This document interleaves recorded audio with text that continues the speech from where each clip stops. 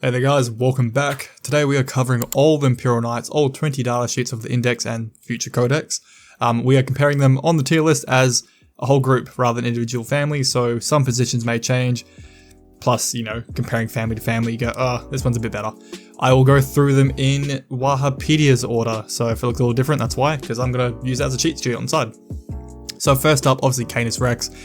There is no question without a doubt, Canis Rex is the favourite of the big E. He is cooked. He has the standard stat line for Questoirs, comes in at 450 points, but he hits on 2s across the board. Every weapon profile and melee profile has sustained hits. He has a stratagem reduction. When he dies, he becomes Sir Hector, so he doesn't even technically die. He doesn't bleed objectives like assassination to bring it down. And he crits on 5s instead of 6s. He is just that good. He's even that good other armies want to play him too. Next up would be the Knight Castellan, the Dominus body at their T13. With the recent point reduction, these guys are now under 500 at 480. They can go into reserves, deep strike. They kill whatever they look at. They are pretty good now with that point reduction. Definitely consider playing them. There are some people that run 3 of them and it's just a pure stat check and death everywhere. I really love these guys. They have AP6 missiles on them. Their main gun has an AP5. They've got a nice generic all-rounder plasma decimator that can just destroy anything. They give Armigers cover and they get to re-roll their damage value of 1. He does a lot. Then we have the Knight Crusader next, the shooting variant of the Questoirs. Definitely going in the middle. He's completely viable. You wouldn't ever complain about having him. He's a nice all-rounder shooter platform.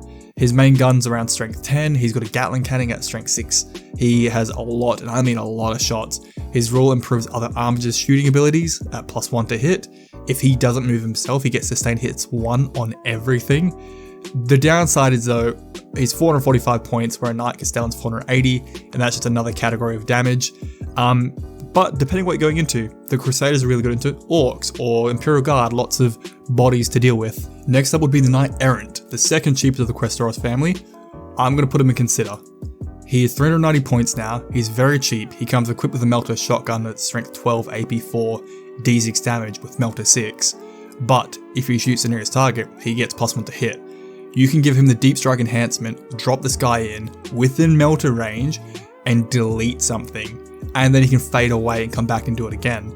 He also gives a nearby Armiger reroll advance and gives the keyword assault to its ranged weapons. Cheap at 300 points, really aggressive, definitely getting more play. And then there is the Knight Gallant, which is the melee Questoirs. He's the cheapest knight at 380. He has double melee profile, but you have to pick one, you can't use both. But he's faster than the brothers. He's a 12-inch move instead of a 10. And all his melee profiles get to hit on 2s instead of 3, and they get additional attacks. I will put him in viable though, because you totally could play him and you probably wouldn't complain, and he's a great distraction kind of effects going on there, like your opponents have to dress a 380 point model running in their face, but the lack of range support makes him hard in the Imperial Knight army. He does get the nightly rerolls, he does have -1 to hit in melee thanks to his rule Martial Pride, and you can kind of help a melee Armiger along the way, giving them reroll charge, and they can reroll their hit in melee. Yeah, cheap, really aggressive, it depends what playstyle you're going for. Then next would be the Knight Paladin. He is a king of average, so he's going to go in viable. You completely play him and you wouldn't complain. He comes in at 405 points, he's got standard melee, standard stat line, and he comes equipped with a rapid fire battle cannon, which is a nice general delete anything kind of gun, strength 10 AP1, 3 damage flat with good rapid fire. His own rule lets him reroll a hit, wound, or saving throw per phase. Mix that with your nightly rerolls, and if you want to command reroll. And he can give an Armiger lethal hits and lance. Just a nice all-rounder, cheap, you really wouldn't complain. Next up is the Knight Preceptor.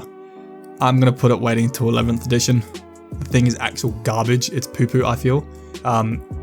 It's meant to be a non-epic hero variant of Canis Rex. So it looks the same, it has the same las and pulsar gun. But it hits on 3s, has no sustained, has no critical effect. You can give it a chainsaw instead of a fist if you want to. But it does come with roof-mounted weapons, but its rule is interesting. As exemplar of the code, you basically have a grudge against something giving you full reroll against it.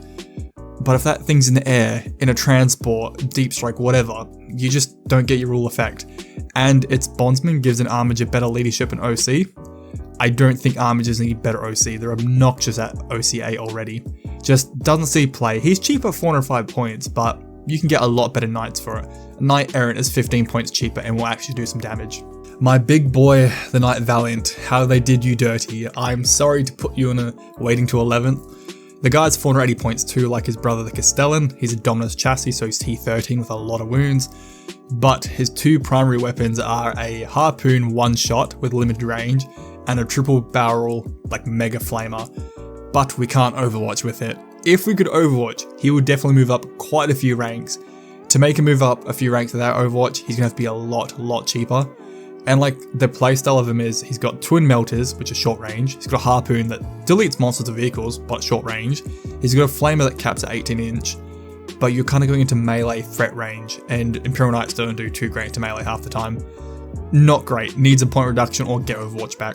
But we totally could put him in here for the model victory, because such a cool model getting to play it and thunk people with that harpoon. The Knight Warden is up next. I'm going to put him in niche, because he kind of struggles to fill a role now. He's at 450 points, standard Questoris stat line. He's equipped with the Gatling cannon, so he's great shooting into infantry, hordes, stuff like that, elites. His Warden ability for Bondsman gives an Armiger -1, which really does improve its longevity, and it's a bit obnoxious. Was really good when it worked on himself too though, and that's why he was 450 points. You had this Imperial Knight that could have worse than AP coming in, thanks to an enhancement, and he had -1 damage on him too. Outrageous, and feeling the pain from Imperial Knights. The guy was just a bully. Can't do that anymore. And his rule of thin their ranks, if he shoots a non-vehicle, non-monster, get dev wounds, which is pretty good actually when you've got 18 shots on a minigun. The problem is, at 450 points, a Crusader is cheaper by 5 points, shoots a lot harder and can shoot into better targets. A Knight Errant can come in, delete something, is cheaper by 60 points.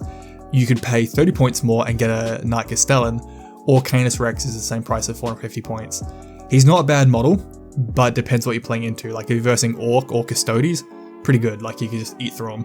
So Hector does not count because he's just a dude, he's part of Canis Rex. Next up would be the Knight Acheron, coming in at 425 points. The long leg boys are quicker and they've got more health, which is a good advantage. But like the Valiant, he suffers with the flamethrower problem. His primary weapon can't be used for Overwatch, and it's one of the best flamers in the game at strength 8, AP 1-2 damage, but it's only a double barrel instead of a triple like the Valiant.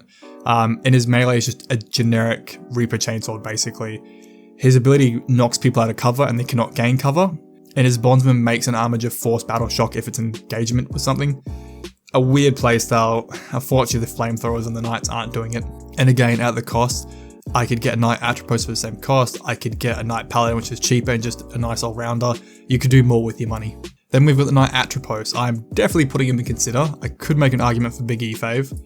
He is a long leg boy, so he's got better movement, more health, but his invuln works in melee too. A lot of the other invulns for the Knights only work in range, there's a couple exceptions, but that's more survivability right there. He's cheap at 425 points.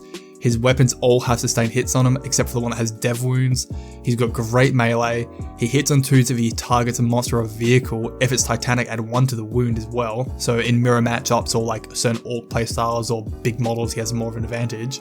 And he can give Armigers full hit and wound rerolls into other Titanic and towering models, which until you come across him, it's actually menacing. Really cool model. He's cheap, he deletes, he's a nice all-rounder, good cost to him. He's seeing more and more play as we enter this really vehicle meta heavy thing. Next up would be the Knight Castigator, very similar role to the Warden, so I'm going to put them together in niche. They're not bad models by any means, but it depends what you're playing into. Castigator does cost 465, he's on the pricey end for what he can do. His main weapon is the bolt cannon, so the same number of shots as the Warden, same strength, similar AP and damage, but it has twin linked, means you can reroll all those wounds into harder targets, even into vehicles it does okay. His Bondsman can turn a Hellraven into quite the threat, giving its range weapons, sustain hits 1 and improve the AP. So 8 shots on Hellraven, AP 2, flat 3 damage with sustained hits 1 is kind of cooked. And his rule is suppression on a non-vehicle, non-monster if he shoots it. But he's pricey, 465. The Warden's cheaper, and I like his dev wounds into non-vehicle monster. Then we have the Knight Lancer, another long leg boy. Definitely putting him in consider, and a lot of people like him. He can maybe go for the Big E Fave. Put him in consider, depends on your playstyle. He is 430 points, he's not the cheapest, but not the most expensive. He is the fastest at 14-inch move, and he has invuln 4 permanently for ranged and melee. He also has shock charge, meaning you do not have to pay for the tank shock stratagem. You can even do it twice if it's targeting him again. So you don't need to pay for rotate, and you don't have to pay for tank shock with this dude. Really good. In addition, his melee hits on 2s, and his strike profile has the keyword lance, so if you charge his turn, +1 to wound.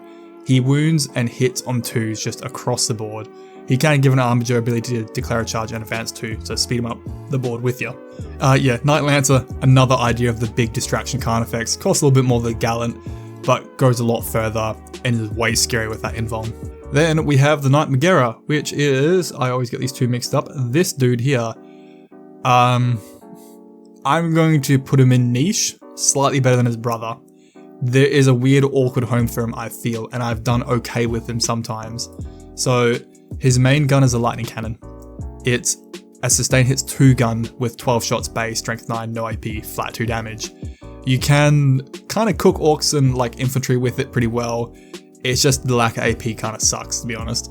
But because he's a Mechanics Knight, he does have an invuln 5 in melee in addition, which is pretty helpful, makes you live a lot longer than you think.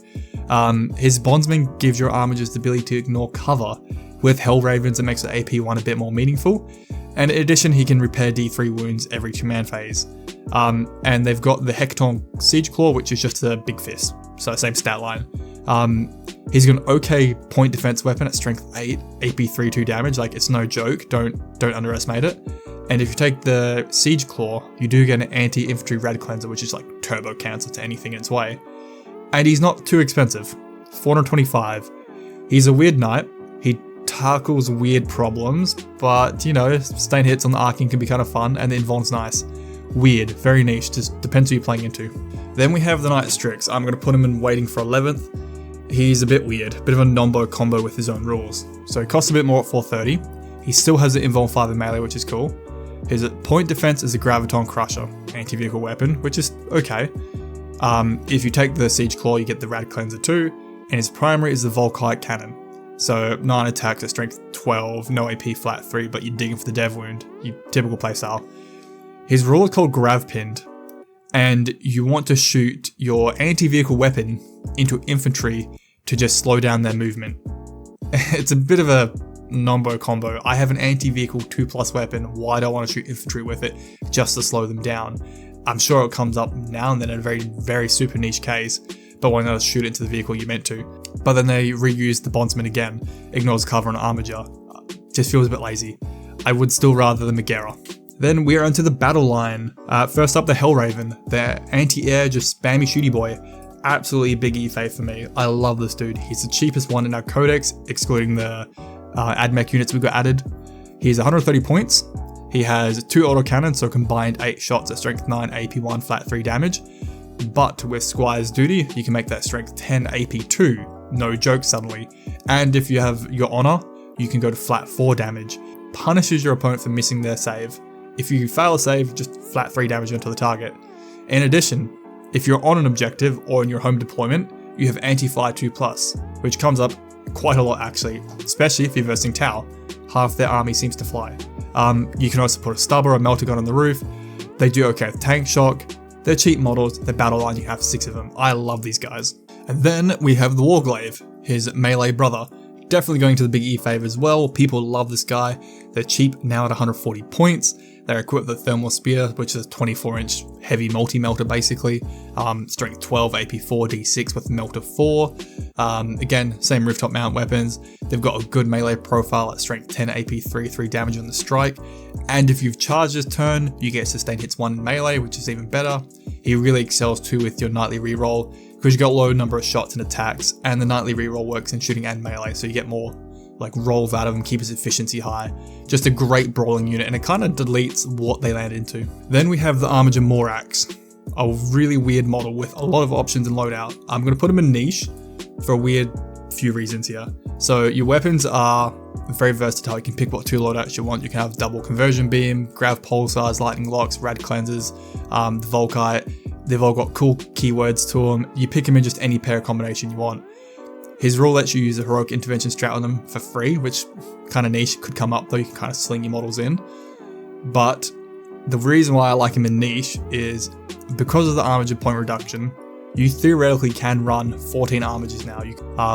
Yeah, weird. It's still a Armiger. It's a battle line model, but it also has some of the best melee in the stat line. Its Siege Claw has strength 12, AP3, D6 plus 2 damage, and if you Squire's Duty on it in the fight phase, strength 13, AP4 melee is pretty terrifying. It would trade up into like other Dominus Knights or bigger Titanium models, whatever they be at T13. Alright, guess where these two are going? Moral Victory, absolutely. They are big dumb models. You really shouldn't be playing them in a normal game of 2,000 points. I have, and I like to do it a lot. They're fun. I like to bring them out. I've even played games with both of them on the table. I didn't win, surprise.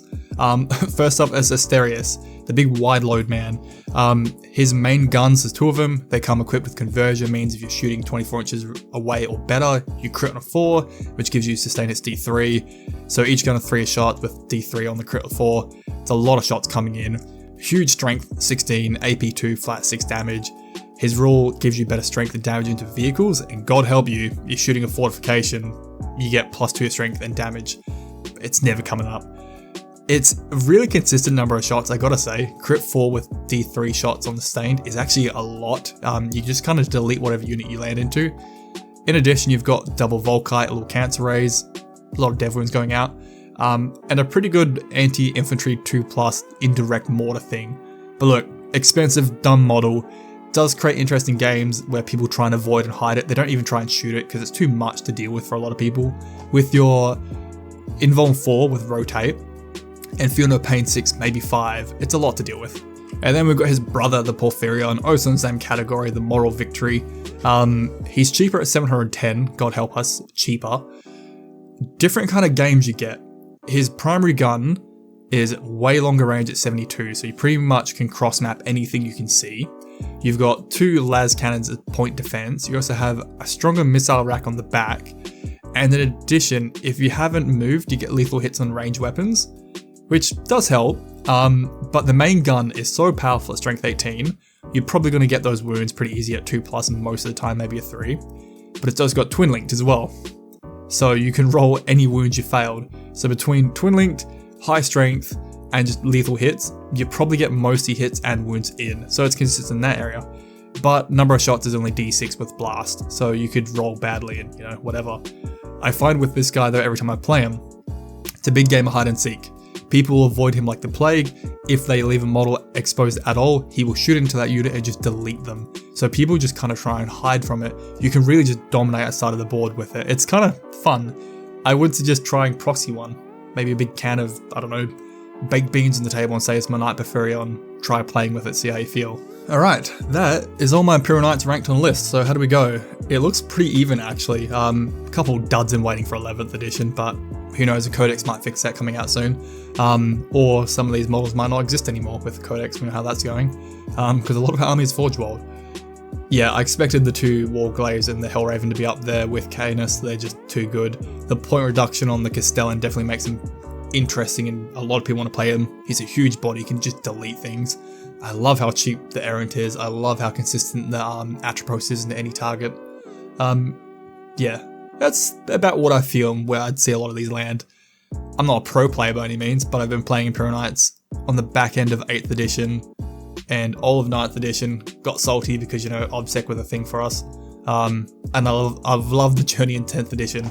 Loved the journey of us getting nerfed, and here we are now. I think we're doing pretty good. Right, would you change any of these rankings? Let me know down below. Yeah, let's see what the Codex can do for us. Alright, thank you guys for your support. If you enjoyed this longer video, give us a like and a sub. We're going for 5k, and definitely doing more Warhammer content. And thank you to my patrons, I cannot thank you enough. Goodbye.